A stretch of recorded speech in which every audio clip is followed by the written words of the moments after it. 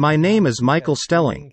I studied medicine and physics at the university, and after my medical studies, I went to England. I was lucky enough to complete my PhD in physics under the supervision of Peter Mansfield. Sometime later, Peter Mansfield won the Nobel Prize for the development of magnetic resonance imaging. That, of course, helped me a lot at the beginning of my career. I worked in Switzerland for a while. I then spent a year and a half in basic research at Siemens in Erlangen, Germany, and then became a clinical research fellow at Harvard Medical School in Boston, where I also worked in the field of magnetic resonance imaging. At the same time, CT angiography was entered into clinical practice. So I worked in these areas and did clinical practice. I then returned to Germany and took up a position as a senior physician specializing in magnetic resonance imaging at the Großschadern Hospital. Next, I decided to go into private practice. I first founded a large group private practice in Frankfurt. Over time, I found that I was not completely comfortable working in a large private clinic, so I decided to start a private radiology practice. This clinic, specializing in imaging diagnostics, gave rise to other areas of clinical practice. First, I began developing the Prostate Cancer Center, whose key area of specialization was irreversible electroporation for the sparing treatment of prostate cancer. The work in this direction bore fruit, and we opened a private clinic. The third project that we launched as part of the same clinic is the ANOVA Institute for Regenerative Medicine. I have long been interested in stem cell therapy, which is why I came up with the idea of founding a medical institution of this kind. I have already mentioned that Boris Rubinsky from the University of California, Berkeley invented the method of irreversible electroporation. Boris is my colleague and friend. During our collaboration, we have launched several medical technology startups together.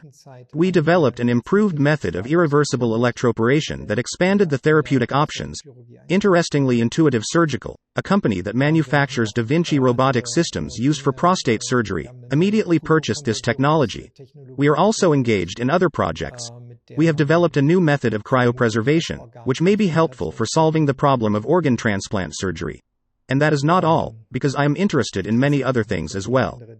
ANOVA is an institute for regenerative medicine. I can't remember exactly how much has happened since the institute was founded. Probably 6 to 8 years have already passed since its foundation and the beginning of our work in the field of regenerative medicine. We are the first clinic and the first institution in Germany to receive official authorization for the production of 2 stem cell-based medicines. The Paul Ehrlich Institute and the regional authorities supervise our work in this area. We can offer treatment with stem cell-based medicines to patients from abroad. We have done everything possible to obtain approval for their production. This requires an enormous effort that many other specialists are not willing to make. There was a time when the process of regulating the introduction of cell products into clinical practice in Germany had not yet been harmonized with European standards, but at the same time here in Frankfurt in the University Hospital Association, there were medical institutions that were engaged in cell therapy, for example dendritic cell treatment. In my opinion, it was senseless that these hospitals decided to stop working with cell therapy because they had not made much effort to obtain official approval. Medicine continues to evolve and cell therapy is certainly an important medical advancement. Stem cells play a special role in this field. The development of stem cell therapy can be roughly divided into several stages. I call the stem cells themselves the first stage of development, the second stage is the stem cell secretome, and the third stage will be certain substances, such as microRNA. From a scientific point of view, everything is very clear. It is absolutely clear what needs to happen next. The problem is that it takes too long to bring a new type of treatment into practical medicine. Our mission is to bring modern treatments to patients as soon as possible, because there are people who simply cannot wait. There is always a range of options for treating a particular disease. There are classical methods which are more or less effective. There are more modern methods of treatment, and work on the development of new drugs continues. And now we have another type of treatment, which is stem cell therapy. In certain areas of medicine, we or other medical institutions have more scientific publications and more experience in the use of stem cells.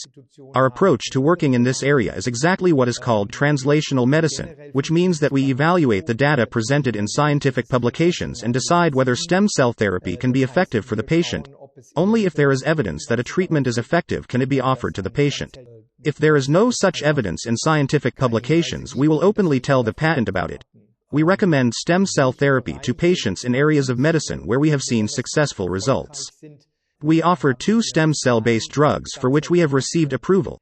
To make it easier for you to understand, the control of our production is similar to that of a small pharmaceutical company.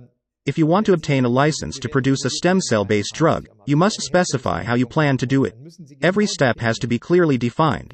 So before we applied for the license, we had to decide exactly how we were going to produce the drug.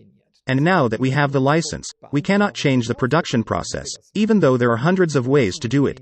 Even if another company, research institution or clinic elsewhere on the planet uses a similar stem cell-based drug, let's say autologous mesenchymal stem cells, and produces their secretome, we have clearly established our own production technology because there are allogeneic stem cells, embryonic stem cells, and many more different stem cells.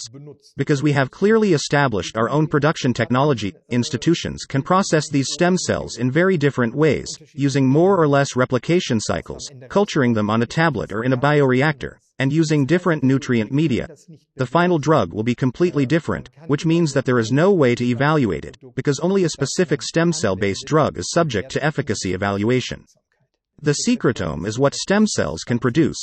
When we started to think about the principle of stem cells, the first idea was this: cells in the human body die, then stem cells are injected into the body and replace the destroyed cells. Then they did experiments on animals. For example, the goal of one experiment was to induce a stroke in a rat.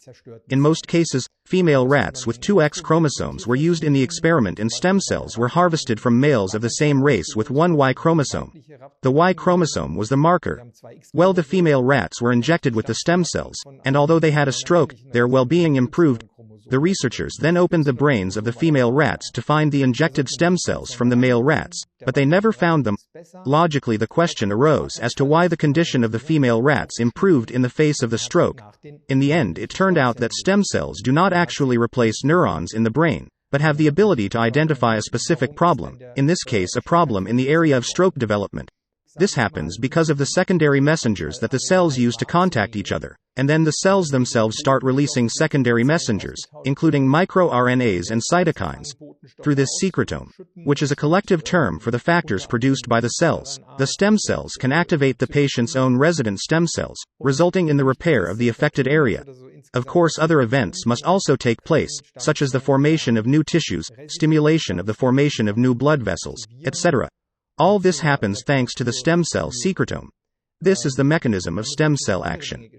In our clinic, we use the following two options to collect stem cells: from bone marrow or from subcutaneous fat.